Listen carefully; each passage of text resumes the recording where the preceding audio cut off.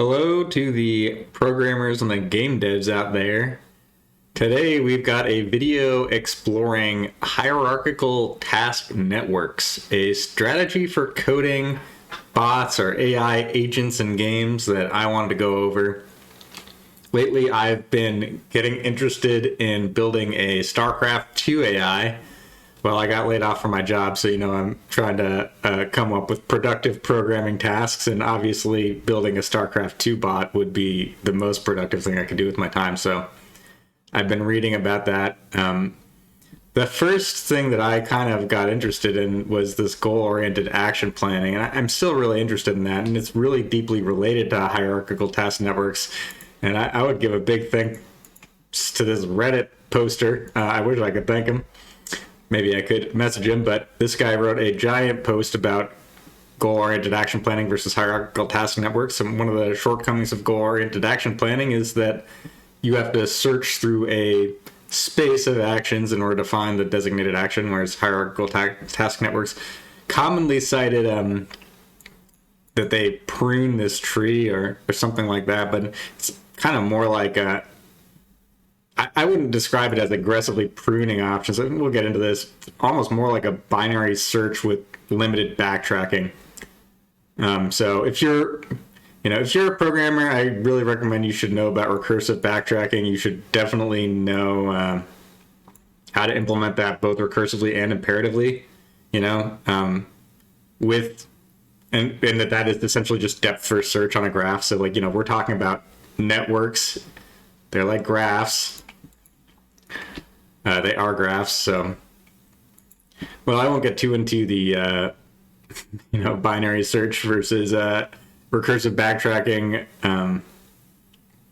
Recursive backtracking being depth first search, but let's just get into the paper. It'll cover how it does this quote unquote pruning. That's going to make it a lot faster than goal-oriented action programming. Maybe we can talk about what I think are some of the cool things and the potential pitfalls around this.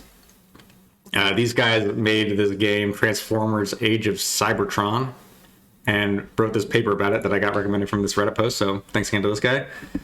And I want to spend most of this going through this paper because I think it's got an interesting overview. Let's just talk about the components and data structures that are getting used here. First, we got the world state. This is going to exist per agent. So, we're going to have, in this example, they're going to be using a troll and or trunk thumper, I guess.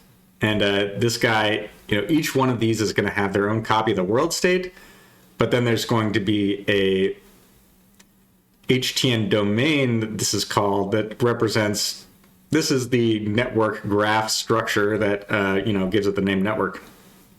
Though I didn't realize before this, but task network was a term of art referred to by some of the prior literature referenced in this thing. I'm not going to go too much into that, but just, this is a graph. We can see that we've got nested levels and branches and stuff. So, and then this is going to be one per class of NPCs. Then the world state will exist per instance of NPCs. These sensors we have will fill out the world state. I'm just thinking about this, I've been learning about entity component systems. I can really imagine this.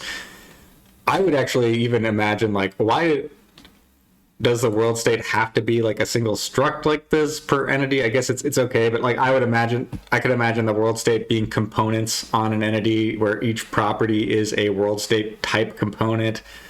And you could have a system of sensors filling out world state components that then you could have systems of planners interacting with those world state components. But I don't want to get too into that either, but so what the components that we have here are the task network. This is almost the personality, I'd say, of the NPC. This is the current state of that individual NPC, the senses of the NPC filling out the current state.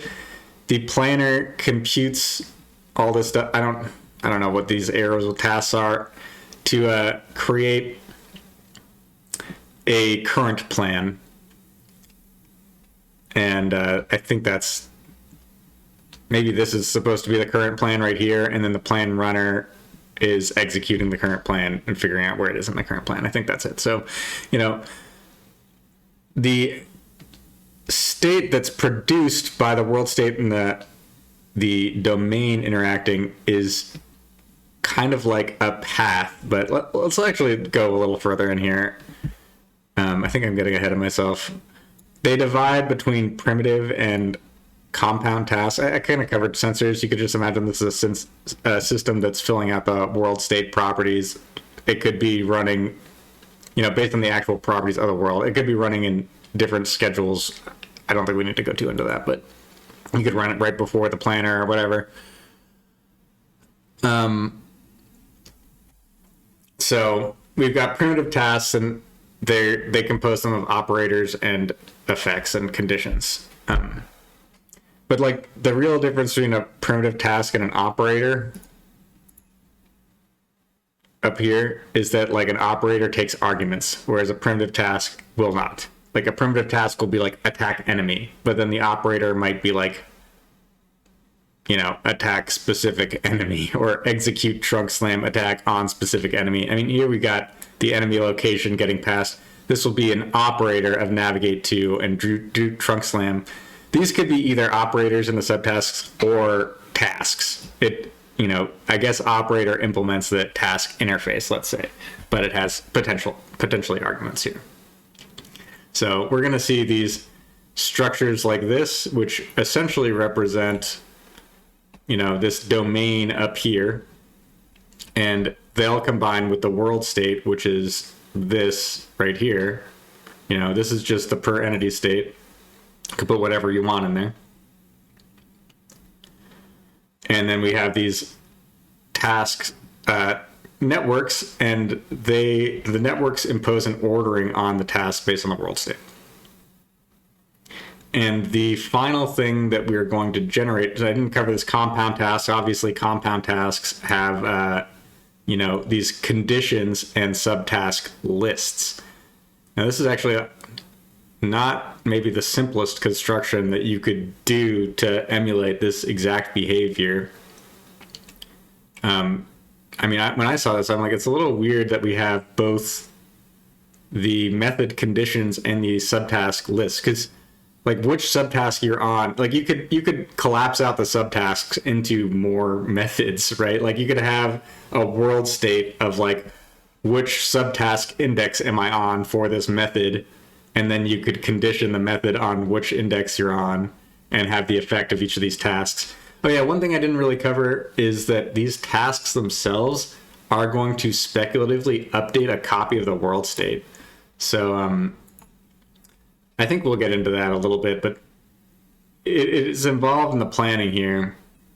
Because all these tasks depend on the world state. So I think maybe it'll be useful to have some examples here, I think, of our first compound task. Actually, let's look at the first full domain here. So the domain is the entire network that represents the personality of a class of entities. They call it an entire task hierarchy. But so in this case, the domain is like B trunk thumper. And a domain is a single compound task. And so to be a trunk thumper, it's if you can see an enemy, you navigate to enemy and do a trunk slam. And, if otherwise you go between these bridges and check them. I think I might want to also go, finding a plan section. I don't know if it's going to talk very clearly and where about how this plan is actually generated here. But so, yeah, I think this might be a good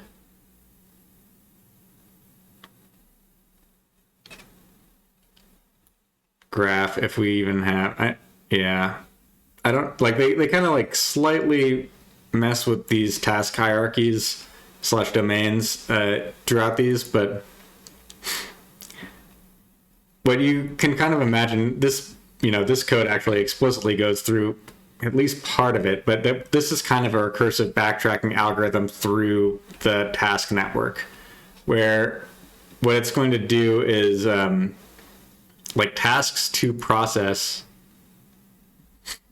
is a list. It's the sequence of tasks that you are finally going to get to. So like we start by adding the root task, which is B trunk thumper, for instance, on here. And then it's going to go through in order each of the methods on that and check the conditional of each one. If the conditional is satisfied, it's going to push on these sequence of subtasks here. But, you know, it's going to try to predict in the end, like, do trunk slam might require that you can see an enemy. And so if you can't see an enemy and it tries to do the trunk slam in the planning stage, it would short circuit that, pop back up here, and then it could move on to this method true block, for instance. But, you know, it actually checks it here, so it shouldn't do that.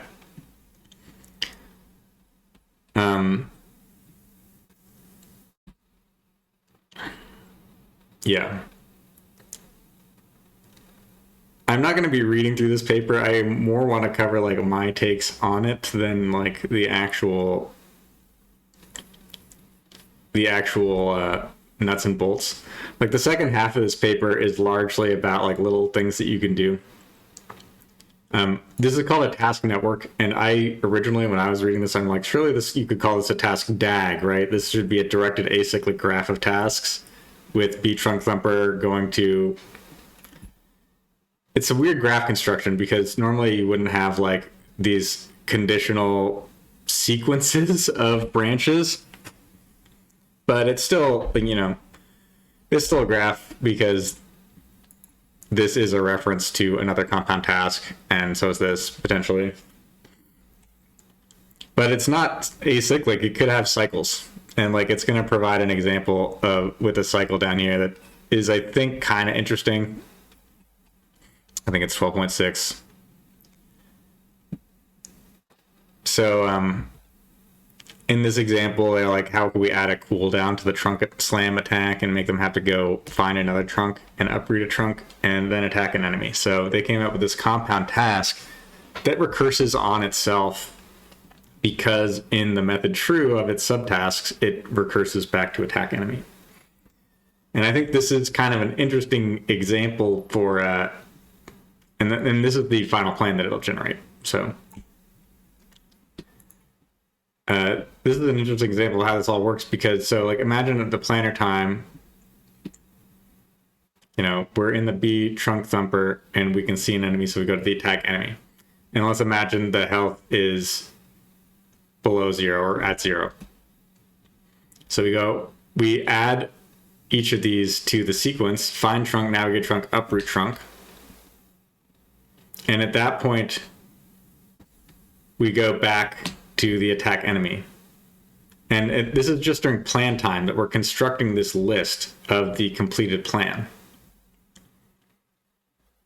And so now we're in here, and it has applied the predicted outcome of the predicted effects, I guess, of these tasks here. So I don't think I actually went into how these tasks update the world state of the entity, but the primitive tasks should all have effects, and these will apply to the world state. I believe they actually just usually are pushing and popping this, but so in the example code here, you know, we're having this apply effects method. Who knows what that's doing? But you could imagine that is doing some reversible change to the world state, because as we backtrack, you know, restore to last decomposed task, this has to undo all of the effects that were applied since then. So it goes over this a little bit, but I think it could undo the state changes, maybe the effects, and then get back to the same world state it was in before. Because here, once we've done the uproot trunk operator, we should now have set the world state trunk health to 3, and we're back in the attack enemy, and now this will evaluate to true, even though we're in the same plan time loop. And that's how we get the navigate to enemy do trunk slam appended to this plan. And when I saw this example, I'm like, wait a second, why do you even want this recursion? Like, what would the difference be if we didn't have this attack enemy here? It would be that at plan time, it would only come up with the first bit here. And then when that plan's done, it would go back to the top compound task of be trunk thumper. And so it would either attack depending on whether it can see the enemy or not. So like, this is like an incomplete example. We don't know how in the world state the location of the enemy is stored. But presumably, you know, having this recursion here gives it the ability to navigate to enemy and do trunk slam in a case, in theory, you know, where it can't see the enemy currently. Because it could predict that it will be able to see the enemy. Well, no, actually, in this case, it's short-circuited this can see enemy equals true check because it goes directly to the compound task without checking it again. So, you know, one thing that this doesn't mean that it's going to get into a recursive loop, by the way. Like, I originally, when I was reading this, I was thinking, like, does this mean that once it starts attacking an enemy, it will just keep on attacking an enemy because it will go, you know, if it just continuously was like updating the plan in real time, what I'm saying maybe could happen. But what happens is the plan produces a list directly of the current plan that is stored as an artifact. And the executor is then executing along that list. So plan runner here, it's what it's called. So this knows that it's doing one of the tasks here. And when it gets to the end, it's probably going to trigger a replan, I'm imagining.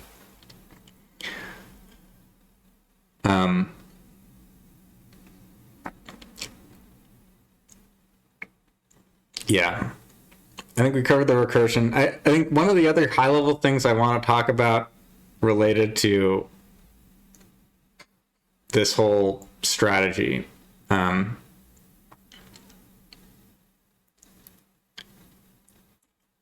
been sort of studying what is called in philosophy the theory of action.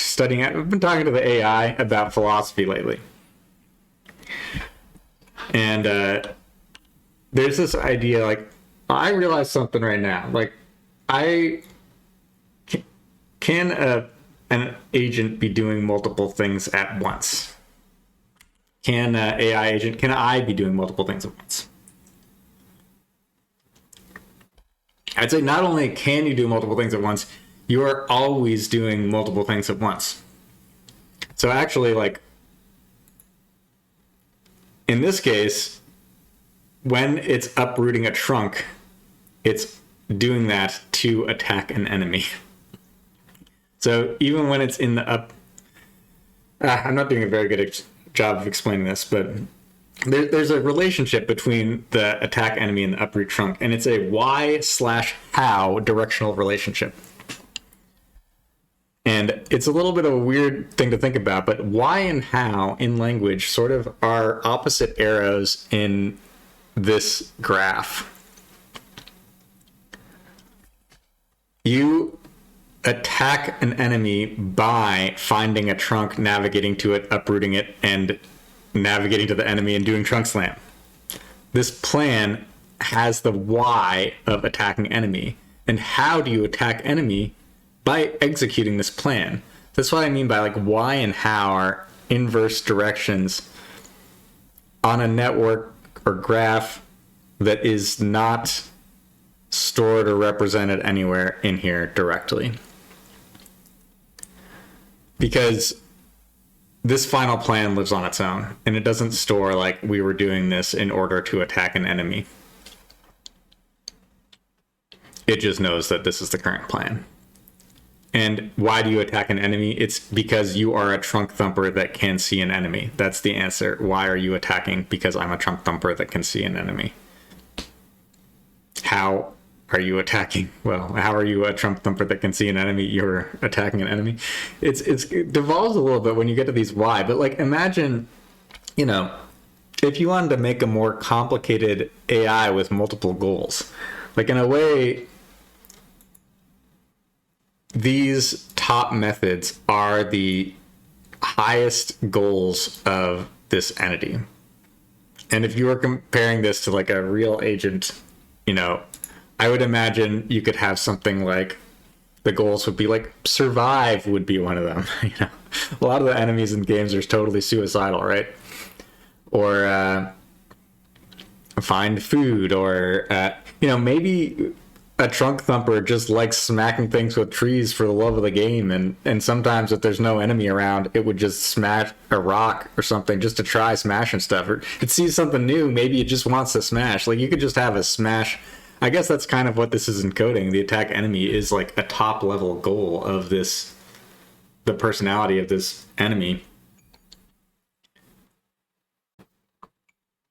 But like this check bridge, navigate to bridge, you know, these are sort of represented as top level goals of being a Trump thumper, but it's sort of like, you know, provide food and shelter and safety for the thing is why it's doing that. And those goals aren't directly represented in this graph. And so a lot of these examples that they go through in the end are kind of accounting for that, where we're adding a state for has seen enemy recently is true or something. I think like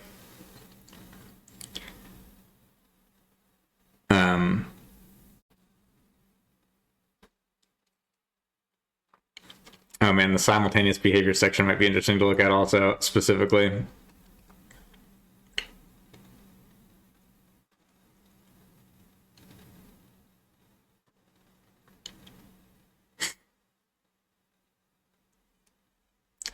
But I guess let me just go back up here a little bit, I think.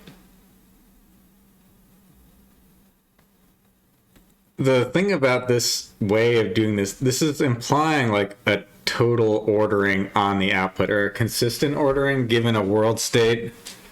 An agent of that class, the same domain, will always choose the same output sequence,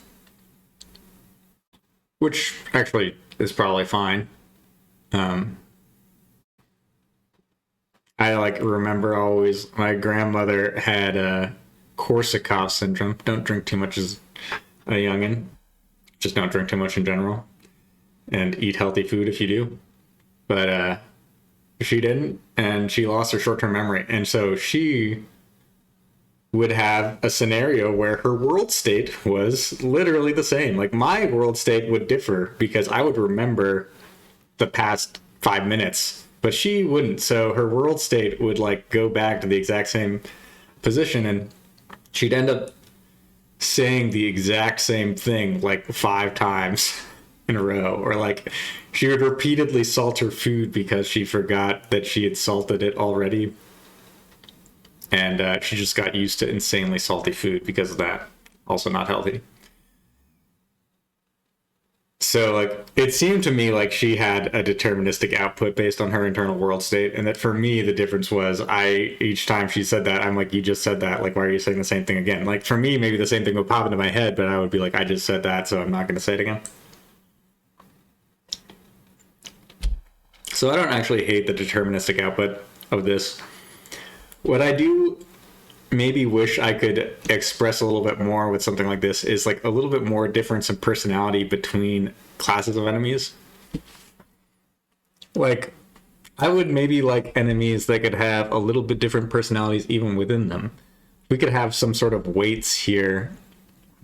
There's no kind of threat evaluation calculation going on here, right? Like it's never thinking, can I take this enemy or not? Or should I fight here? It just is, can I see enemy equals true, attacking. But you could imagine having, you know, a little bit more logic baked in here. And this conditional logic is really like the core of choosing the overall plan. This is kind of like I kind of want to also talk about what the difference are between goal-oriented action planning and this. because this purports to be a lot faster than goal-oriented action planning. And the reason for that is it's not doing any kind of real search, like what I would call, it is like search, it's like binary search, but it's not pruning a tree like in traditional tree search in AI coding, where you're doing, pruning certain branches because they seem worse than other branches.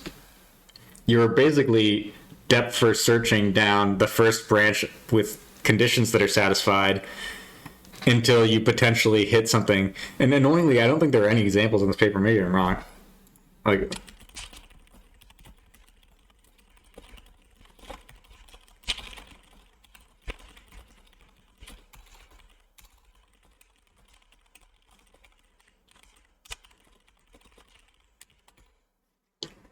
yeah, I've loaded this into AI. I highly recommend doing this if you're going to understand papers like this. Using AI doesn't just have to be writing all that code for you. You should be asking questions, and I've loved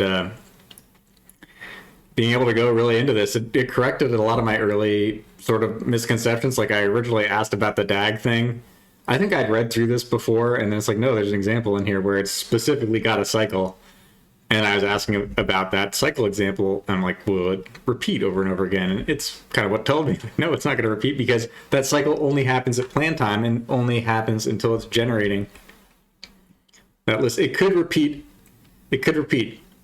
You could get into a cycle that plans forever if the world state, just keeps it cycling, the world predicted effects on the world state.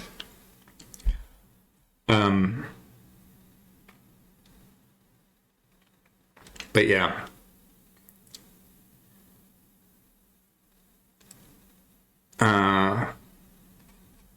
So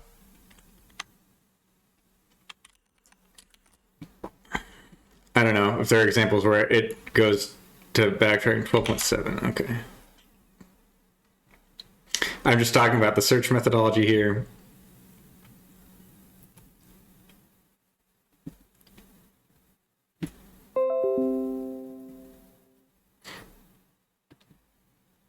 So, right, yeah. I mean, so there are multiple things that could change the world state. And this is actually also a little bit weird, because so the world state is changed by the effects of the tasks. So like when you pick up, when the trunk thumper uproots a trunk, that is what sets the trunk health to 3. Which is not really how it works, in real life. Actually, I mean, it kind of is, because the world state isn't actually the state of the world. It should be like called the perception of the agent. So, uprooting the trunk is what sets its perception, but you could also look at your thing in your hand and be like, oh, that's, got high trunk health or low trunk health. You could have other effects that are up in the world state. And I guess, like, what this is going into, the reason this isn't just direct, essentially like binary, or I don't know what I call it, it's not binary search, but just directly searching the path to exactly whatever leaf node you want in this network. It isn't like that because we could get into states where the conditions of the tasks aren't satisfied by the world state, and maybe that happened after planning time because something else changed. And this goes into a little bit about handling that.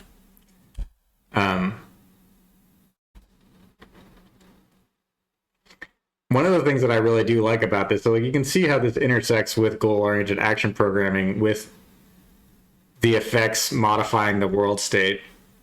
But what is really different is that the search for what plan you're going to execute doesn't come from a desired world state change. So in goal-oriented action planning, you might, go smash something because you're hungry and you can eat. I don't know. Like you might, maybe there's a goal that this has to keep its trunk health at 3. And so whenever it, in goal-oriented action programming, it'd be like, okay, let's look at all the goals that are unsatisfied. Let me search through the different tasks that I could do that have the effect of increasing my trunk health. And then I'm going to choose one of those to do it. And this is not doing that at all, right? The only time this uses the effects are to evaluate whether, it uses the effects to evaluate the plan further along, right? Because it will be literally going into attack enemy. It has trunk health below 0, does all these. And then the effects set the trunk health to 3 of the world state in this planning loop. And then next time it's in here, it goes to these. And then it appends them to the current plan because it reaches the end here. And that's done. Because do trunk slam is a primitive task or whatever. Yeah. And it's the end of the subtask list. So it knows it can just exit, and the current plan is now accurate and locked in, and it's going to not reevaluate that plan until potentially it hits somewhere and the world state isn't satisfied. So maybe that's going to talk about this has seen enemy recently thing here, whatever. Because maybe like once you've navigated to the trunk, you don't know where the enemy is anymore, right?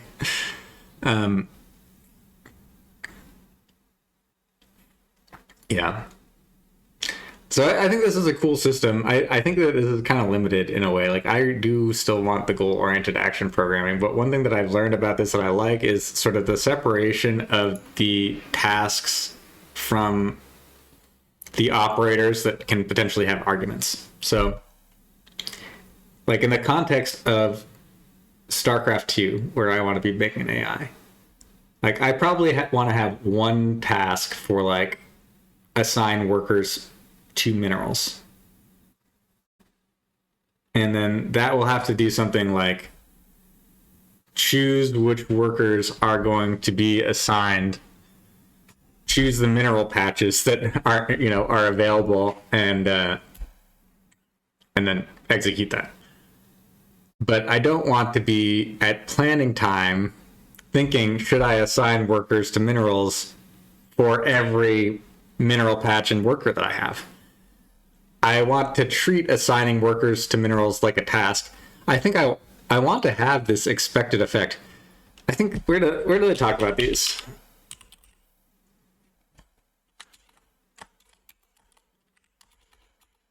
They call these expected effects. I think you could think about these as predicted effects. I think whenever we're doing any kind of action as human beings, we predict the effects without figuring out how we're going to do it. So I've heard like Join Ribs, Jorbs, whatever, talking about this related to Slay the Spire. I'm going to have to do a review of his like how I think video. But like when you're picking a card in Slay the Spire, you're thinking how is this going to perform in later fights or throughout the rest of the game. You can't do the calculation of what would actually happen in those fights based on which cards am I going to maybe have when I get there. And but you can use past experience. I mean, like last time I chose this, I was surprised I took a lot less damage on this one fight, so maybe I can just, without knowing how, predict an effect, because you're like, when I get there, I'm going to be able to figure out a how. I think that's a lot more like how we human beings think. We're constantly going between the why and the how and finding something that kind of works. So for my AI, when I do this, I want to keep the why and the how in the runtime plan artifact, basically. I don't like this is stripped down to just a sequence of events with no logic anymore. Even if this were one level, I'd like to have this be attack enemy points to this sequence. I just think it reflects a little more. And like, the other thing about that is like, when we choose actions in real life, oftentimes there would be potentially multiple parents to any one action. Like, you could imagine that you have a goal of attacking an enemy and a goal of having a healthy trunk. So uprooting a trunk could be fulfilling two goals at the same time. And it's actually really common in strategic thinking in humans to do that. Even in like a simple game like chess, where you can only make one move at a time, you often pursue multiple goals with a single move if you're a good player, right? Like, even in the very early moves in the game, you'll pick e4 because it both occupies the center with a pawn and it increases the movement ability of your bishop and your queen both. Like, so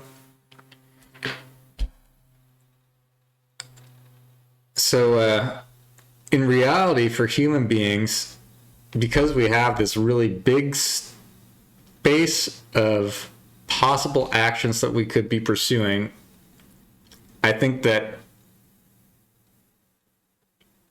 optimizing for a single goal doesn't restrict the available actions enough. And so we end up using secondary goals in order to further restrict that space. So like, if I'm hungry, I could eat like any number of things to satisfy that, but I also have a goal to be healthy, and I also have a goal for things to taste good. And part of that might not be like eating the same thing over and over again. Like, that, it starts to get less pleasurable for me to eat it if I've had it a bunch of times. So in reality, choosing what to cook is an exercise in figuring out how to satisfy almost innumerable goals that I may not even be consciously aware of at the time I'm choosing. And yet I would have reasons pop into my head for why goals are violated or not. Like, oh, that's not healthy. Like, I don't want to eat McDonald's. Come on, that's gross. Or, you know. So we can like explore the goals that we unconsciously hold through the ideas that pop into our heads about them. But I don't think we're necessarily aware of them. But that's kind of more how I dream of my StarCraft 2 agent thinking about this. Much more goal-oriented action planning style, where I want to have goals like having a lot of minerals. Like, a simple goal might be number go up. And then you learn which number go up goals are more impactful throughout the gameplay.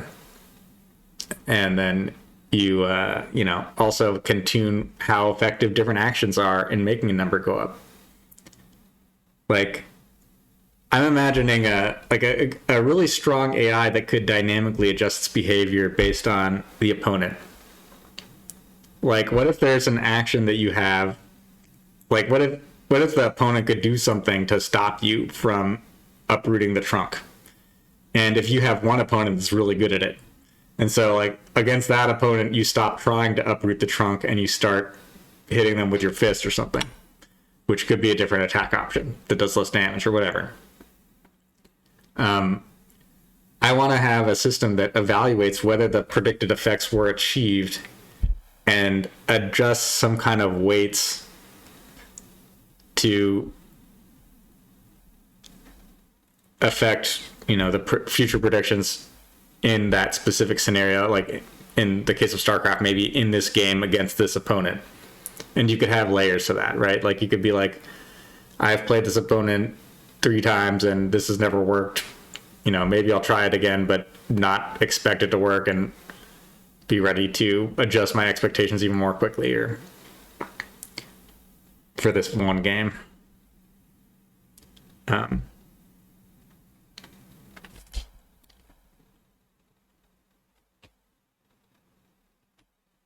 So, well, I don't know if that's much of a conclusion, but that's what I'm going to be building towards. I want to use parts of this. I'm really not going to take the whole thing. I don't really agree with the way that this comes up with the order and just a prioritized list, unless it's had some kind of threshold type calculations. But in my mind, it's like I don't know. I don't think this is exactly what I want. I think I want something where it's optimizing towards progress to multiple goals simultaneously. And, mining minerals is a required step to creating units. So like we need to know, like, when you're uprooting a trunk, that can be part of the goal of attacking an enemy, even though setting trunk health to 3 seems to have nothing to do with attacking an enemy, but it's in the subtask list, right? Like, and we'll need some kind of in this subtask list, this is the sort of thing that could be constructed with goal-oriented action planning directly, because like, in that we would have the goal of attacking enemy requires trunk health over 2. If we know the predicted effect is increased trunk health here, I don't think I'm going to make it like this, set trunk health to 3. I'm going to say like trunk health go up in my code. And so we would be searching through the operators that have the effect of increasing trunk health when we want to do an action that requires trunk health. So when we want to produce a unit that requires minerals, we're going to search through the actions that produce minerals, assigning workers to minerals, canceling units in progress. So we'll see how it goes. I thought this was an interesting paper. I was glad it was posted, and I enjoyed reading through it and chatting with the AI about it. I had a pretty long conversation trying to go through and understand kind of how this works.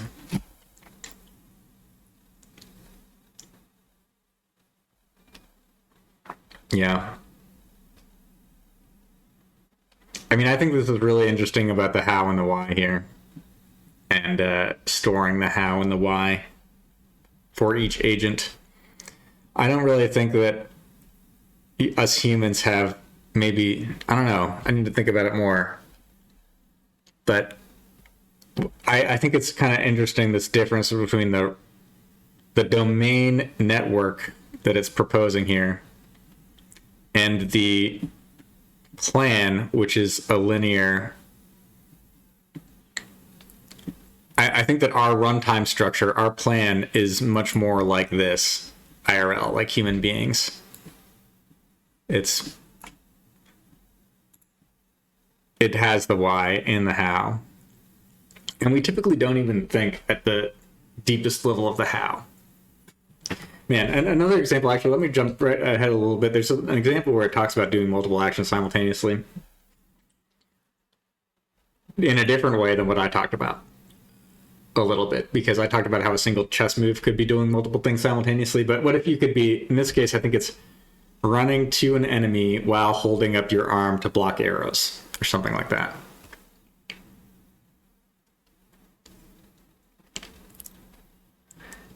And it has some weird ways of doing it. So it's separated out trunk thumper upper and trunk thumper lower into separate agents. So it's like, imagine for every possible thing. So let me just bring this to a human domain. So like, how can I do multiple actions at once at the same layer? Like right now, I'm doing multiple actions because I'm recording a video, I'm talking, I'm moving my mouth.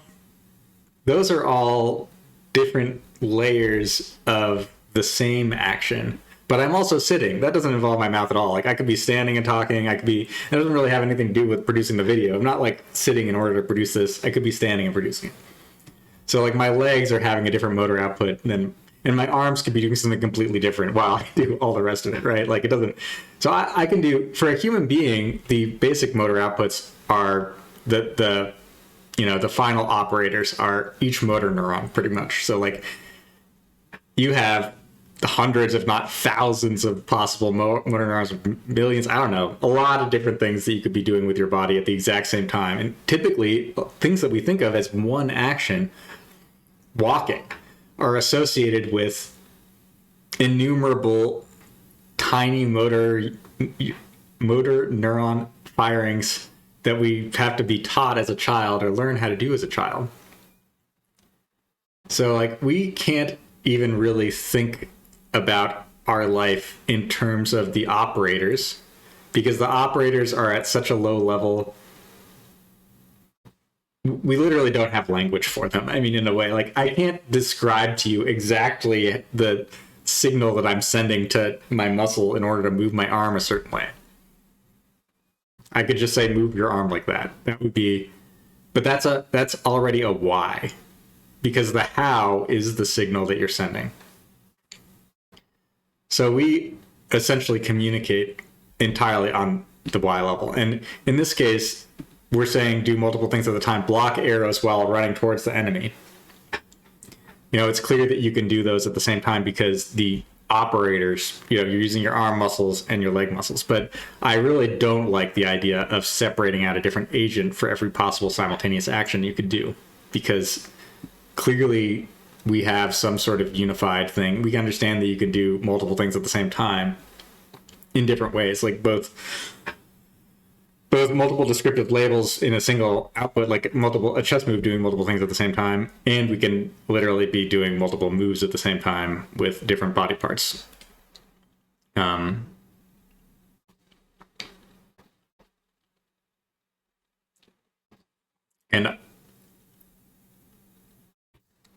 yeah, I mean, to me, I guess what this really should be is like certain actions should almost like lock certain operator resources, and otherwise we should essentially allow for simultaneous execution of different operation, different plans. We should have, I mean, I don't really even hate the idea of like having some really schizo AIs that multiple personality disorder AIs that do plan independently for, but like I don't want it to be trunk thumper or upper and trunk thumper lower. I want to have just like planners going and producing outputs with the unlocked resources. I don't want to specify this as trunk thumper lower and upper.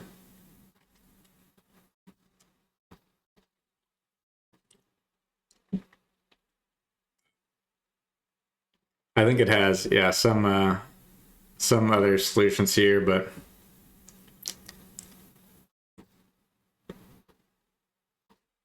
you know, this should all be part of, in my opinion, a survive action or something. Reduce incoming damage. If you're not getting shot with arrows, you shouldn't guard the face of the arm, but and we do have that check here, but I think this should live as an effect of guarding the face, right? Like you should say the predicted effect of guarding the face is reducing incoming range damage slightly here. Speeding up the planner. This is already very heavily pruned, saying again, but this is already essentially directed search, so you can imagine how much faster this already is than goal-oriented action planning. A lot faster. But for my use case of a single StarCraft 2 bot, even though it's controlling many units, I am going to try, I think, goal-oriented action planning. I think I don't have to treat every unit as having goals. Though it might be interesting to think about that as well. Because, like, if I could imagine that, you know, it's the levels that you're making decision making on. And even in the human body, you know, we imagine ourselves as like the conscious agent of our body, our inner conscious experience. But as Michael Levin says, you know, your liver might have a lot more intelligence than you realize, and you don't have any idea what's going on in its head. And it operates in a completely different domain than you could even think of cleaning your blood. And the senses that it has are, you know, you could imagine it as an agent that has like some kind of really detailed sense of smell or something for your blood. It has the ability to detect whatever's in there. The action space that it has is also completely different than what we typically imagine from an agent. Like, I'm not saying I'm going to make a Marine's liver a AI agent in this game, but having a single Marine in StarCraft be its own agent might be a bit like that. All right. Well, this is a long talk already, probably. I don't know if anyone's interested in this, but I at least had a good time thinking through all this stuff. I'm excited to be working on the StarCraft 2 bot. and see what we can get done. Have a nice day.